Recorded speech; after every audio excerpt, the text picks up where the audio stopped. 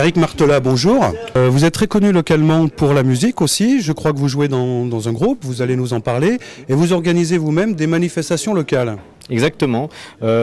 Pendant plusieurs années, on a organisé un festival sur Attignac qui s'appelle le Beast in Bresse. Un festival de métal, donc je fais partie du groupe Messaline, un groupe de hard rock, et effectivement le 4 avril prochain à la Tannerie on organise un festival et on fait venir donc Killers, un groupe du sud-ouest qui a 13 albums à son compteur, et puis la reformation d'un groupe culte qui s'appelle Blasphème, qui a sorti 2 albums dans les années 80, un groupe parisien. Donc là pour déconner on disait effectivement l'entrée sera interdite aux moins de 40 ans mais bon.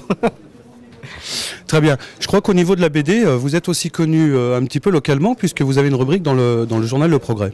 Oui, exactement, j'ai ma rubrique le dimanche qui s'appelle Vinzou, donc on reste bien dans le local, rubrique Vinzou, donc sur la page de Bourg-en-Bresse où je relate un petit peu un fait d'actualité qui s'est passé dans la semaine au niveau burgien, et c'est vrai que la rubrique a commencé il y a 4 ans, elle a pris son essor il y a environ 2 ans et demi, lorsque j'ai commencé à caricaturer de façon de temps en temps un peu acide les élus locaux, que ce soit les députés ou autres, et effectivement maintenant ça y est, cette rubrique est installée dans les colonnes du Progrès de façon hebdomadaire.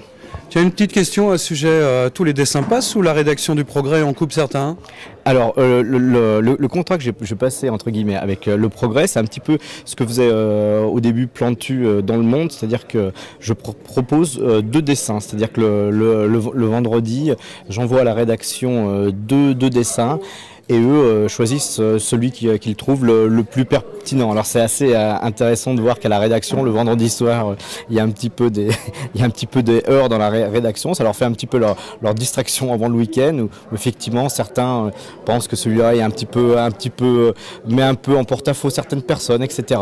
Mais je ne suis jamais trop déçu parce qu'au départ effectivement j'essayais d'en faire un plus soft on va dire et un plus hard, et puis finalement maintenant j'essaie d'en faire 2 hard, donc je suis persuadé qu'il y en a au moins un des 2 qui passe, quoi.